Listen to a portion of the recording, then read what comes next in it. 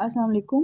Welcome to the online classes of computer science from Government Degree College for Women जोकाज़म BA BSc computer science. आज के हमारे lecture का agenda है ER diagram यानी entity relationship diagram. Last lecture में हमने entity relationship model के बारे में पढ़ा था और एंटिटी रिलेशनशिप मॉडल को जब आपने रिप्रेजेंट करना हो तो आप ER डायग्राम यानी एंटिटी रिलेशनशिप डायग्राम की हेल्प लेते हैं। एंटिटी रिलेशनशिप डायग्राम में डिफरेंट सिंबल्स होते हैं और उन्हीं सिंबल्स को यूज़ करते हुए हम लोग अपनी ER डायग्राम बनाते हैं। फॉर एग्ज़ाम्पल आपके पास जो सबसे पहला सिंबल है वो है स्ट्रॉन्ग एंटिटी का सिंबल। कोई ऐसी एंटिटी जिसके अपने एट्रीब्यूट्स हों और उस एंटिटी को आप स्टैंड अलोन रिप्रेजेंट कर सकें उसे कहते हैं स्ट्रॉन्ग एंटिटी, ठीक है। और ऐसी एंटिटी जिसके अपने एट्रीब्यूट्स ना हो और वो स्ट्रॉन्ग एंटिटी के बगैर एग्जिस्ट ना कर सके उसे कहते हैं वीक एंटिटी। इसी तरह ऐसी एंटिटी जो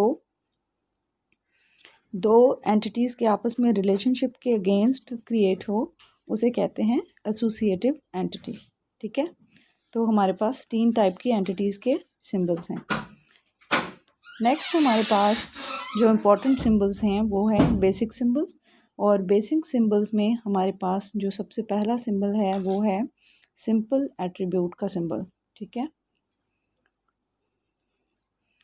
सिंपल एट्रीब्यूट का सिंबल एक सिंपल ओवल शेप है, ठीक है। और ओवल शेप ये एक सिंपल एट्रीब्यूट को शो करेगा जैसे कि कोई एटॉमिक एट्रीब्यूट्स जिनकी वैल्यूज़ को मज़ीद डिवाइड ना किया जा सके।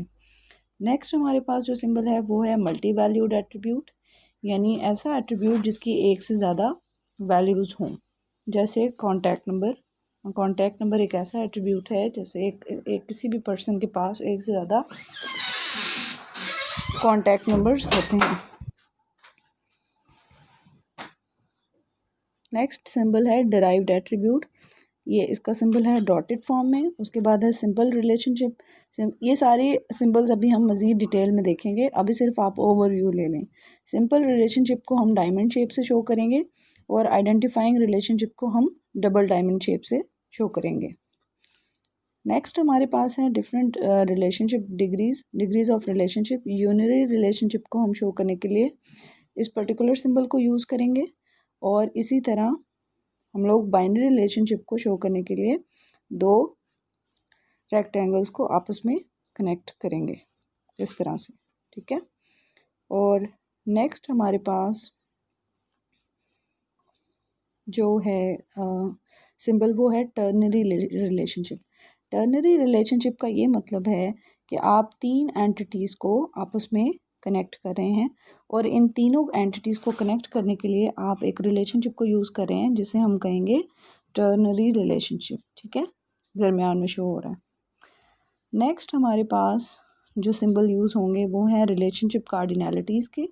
और रिलेशनशिप कार्डिनैलिटी के लिए आप जिन सिंबल्स को यूज़ करेंगे सबसे पहले है मैंडेटरी 1 का सिंबल, ठीक है। नेक्स्ट हमारे पास है मैंडेटरी मैनी जिसे हम ये क्रोफीट से शो करेंगे। उसके बाद है ऑप्शनल 1 जिसमें हम इस ज़ीरो और सिंगल लाइन से शो करेंगे। नेक्स्ट है हमारे पास ऑप्शनल मैनी। ऑप्शनल मैनी के लिए आप क्रोफीट और इस सर्कल को मिला के यूज़ करेंगे। अच्छा, अब ये तो सिर्फ एक ओवरव्यू था कि कौन कौन से सिंबल्स ER डायग्राम में एग्जिस्ट करते हैं। अब हम ज़रा डिटेल में देखते हैं। जो टॉपिक हम डिटेल में देखेंगे वो है टाइप्स ऑफ एट्रीब्यूट्स, ठीक है। टाइप्स ऑफ एट्रीब्यूट्स के अंदर जो हमारे पास हैं सबसे पहला एट्रीब्यूट वो है सिंपल एट्रीब्यूट। सिंपल एट्रीब्यूट को हम एटॉमिक एट्रीब्यूट भी कहते हैं। ये एक ऐसा एट्रीब्यूट है जिसकी वैल्यू को आप मज़ीद डिवाइड ना कर सकें यानी एक सिंगल वैल्यू हो।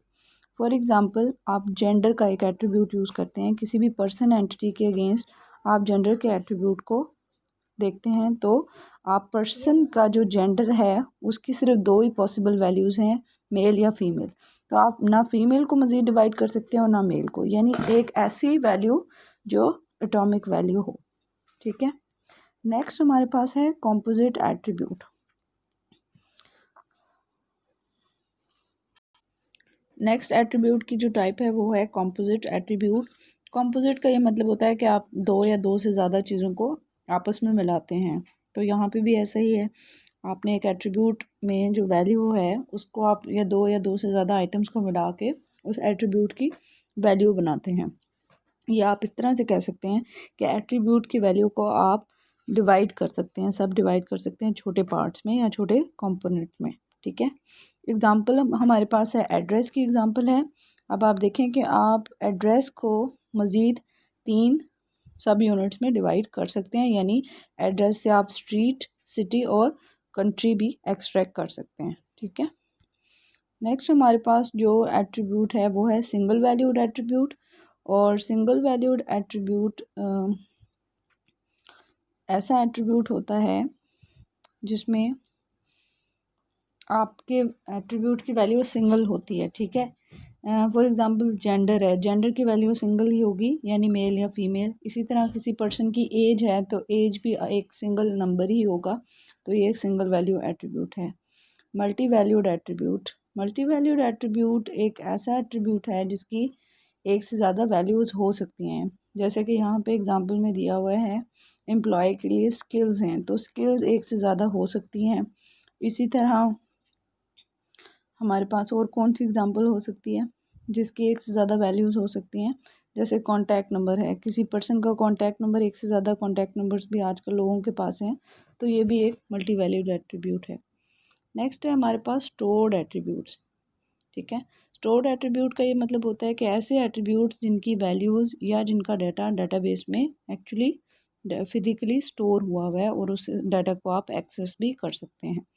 ये स्टोर एट्रीब्यूट की जो टर्म है वो तब क्लियर होती है जब आप डिराइव्ड एट्रीब्यूट्स, यानी जो नेक्स्ट टॉपिक है उसको आप देखते हैं। डिराइव्ड एट्रीब्यूट एक ऐसा एट्रीब्यूट होता है जिसकी वैल्यू फिज़िकली डाटाबेस में स्टोर नहीं होती, बल्कि आप जो स्टोर्ड एट्रीब्यूट्स होते हैं, यानी फ़िज़िकली जो एट्रीब्यूट्स मौजूद हैं उनको यूज़ करते हुए आप डिराइव्ड एट्रीब्यूट की वैल्यू को कैलकुलेट करते हैं। फॉर एग्ज़ाम्पल, आपके पास किसी स्टूडेंट की डेट ऑफ बर्थ मौजूद है। ठीक है, तो उस डेट ऑफ बर्थ को यूज़ करते हुए आप उस पर्सन की एज कैलकुलेट करते हैं। तो डिराइव्ड एट्रीब्यूट, पहली तो बात यह है कि आप उसको डॉटेड ओवल शेप से शो करेंगे। ठीक है, और दूसरा ये कि ये डाटाबेस में फ़िज़िकली स्टोर एज नहीं होगी। जिस टाइम पे भी किसी स्टूडेंट की एज आपने कैलकुलेट करनी है तो आप डेट ऑफ बर्थ के ऊपर ऑपरेशन अप्लाई करेंगे और आपको as as a result show हो जाएगी। नेक्स्ट हमारे पास जो टर्म है वो है आइडेंटिफायर्स। आइडेंटिफायर एक ऐसा एट्रीब्यूट होता है जो यूनिकली आइडेंटिफाई कर रहा होता है डिफरेंट रिकॉर्ड्स को डाटाबेस के अंदर, टेबल के अंदर। जैसे हमारे पास स्टूडेंट का टेबल है और स्टूडेंट के टेबल के अंदर जो एट्रीब्यूट को आप एज आइडेंटिफायर यूज़ करते हैं वो है रोल नंबर या रजिस्ट्रेशन नंबर। ठीक है, यहाँ पे हमारे पास जो एग्ज़ाम्पल है वो है एम्प्लॉय आईडी की, यानी एम्प्लॉय का टेबल है और इसमें डिफरेंट एट्रीब्यूट्स हैं। जैसा कि आपके पास एड्रेस का एट्रीब्यूट है। ठीक है, और आपके पास स्किल्स हैं, ना आप स्किल्स को यूज़ कर सकते हैं और ना एड्रेस को यूज़ कर सकते हैं एज आइडेंटिफायर। लेकिन एक एट्रीब्यूट ऐसा है जिसको आप एज आइडेंटिफायर यूज़ कर सकते हैं, वो है एम्प्लॉय आईडी का एट्रीब्यूट, जो कि डिफरेंट रिकॉर्ड्स को यूनिकली आइडेंटिफाई कर रहा है, यानी ये खुद इसकी वैल्यू यूनिक है।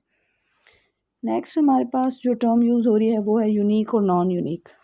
आइडेंटिफायर्स यूनिक भी हो सकते हैं, नॉन यूनिक भी हो सकते हैं। यूनिक आइडेंटिफायर्स वो होते हैं जो किसी एक रिकॉर्ड को यूनिकली आइडेंटिफाई करें, और नॉन यूनिक आइडेंटिफायर्स वो होते हैं जो किसी ग्रुप को आइडेंटिफाई करें, जैसे क्लास का नेम। ठीक है, तो एक क्लास में एक से ज़्यादा स्टूडेंट्स हो सकते हैं, तो एक क्लास एक ग्रुप को आइडेंटिफाई कर रही है, तो वो बेशक यूनिक नहीं है लेकिन वो आइडेंटिफाई कर रही है। सिंपल आइडेंटिफायर होते हैं जो किसी एक एट्रीब्यूट से मिलकर बनते हैं, और कॉम्पोजिट आइडेंटिफायर में हम दो या दो से ज़्यादा एट्रीब्यूट्स को आपस में कंबाइन कर देते हैं। जैसे कि ऑर्डर आईडी है, तो ऑर्डर आईडी का जो एट्रीब्यूट है वो ऑर्डर नंबर और डेट को मिला के बना है। ठीक है, ये दो एट्रीब्यूट्स को हम आपस में मिलाएंगे तो हमारे पास एक कॉम्पोजिट आइडेंटिफायर बनेगा जिसे हम ऑर्डर आईडी कहेंगे।